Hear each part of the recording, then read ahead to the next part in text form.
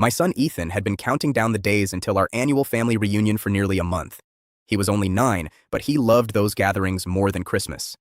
Every year, all the cousins played games in the backyard while the adults filled the house with loud conversations and even louder laughter.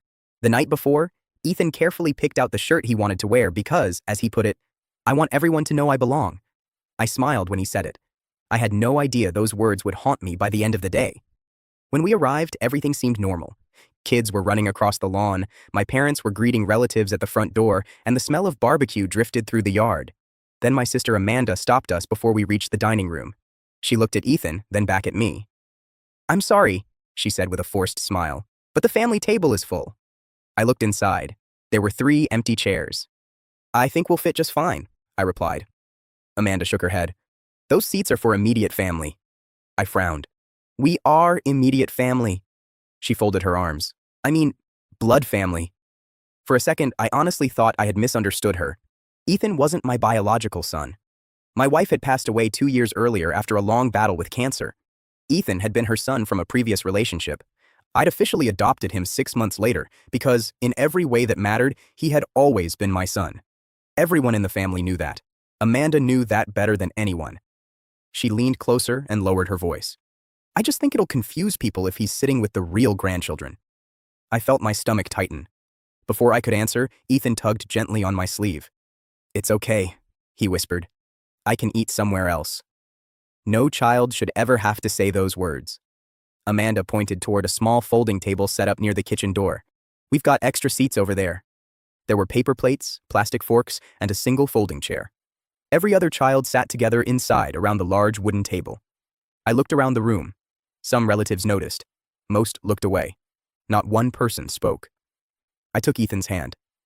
"If my son isn't family enough for this table," I said calmly, "then neither am I." We turned around and walked out. Outside, Ethan tried to smile.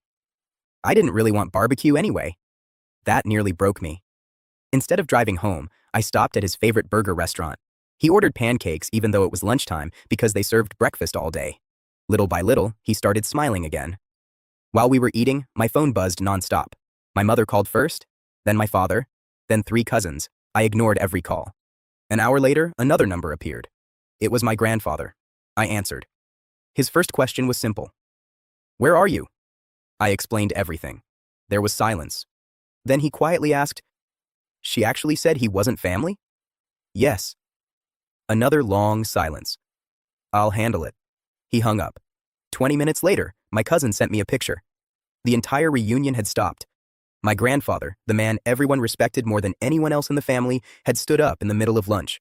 According to my cousin, he looked directly at Amanda and said, "If that boy isn't family, then neither am I." Then he pushed his untouched plate away. One by one, relatives began standing. First my parents, then my uncles, then my cousins. Within minutes, more than half the room had walked out. Amanda sat there speechless.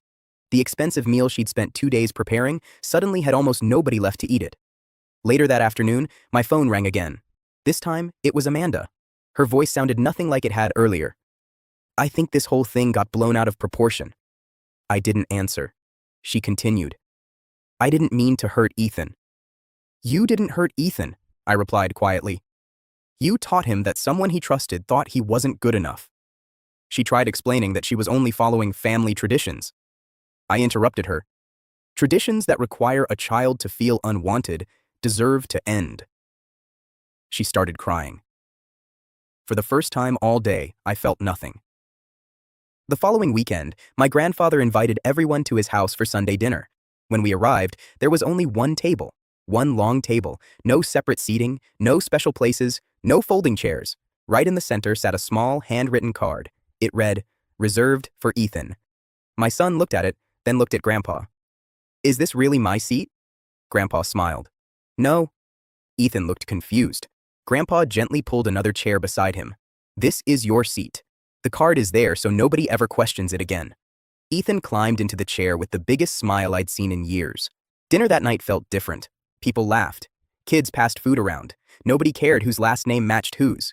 Before dessert, Grandpa stood up one last time.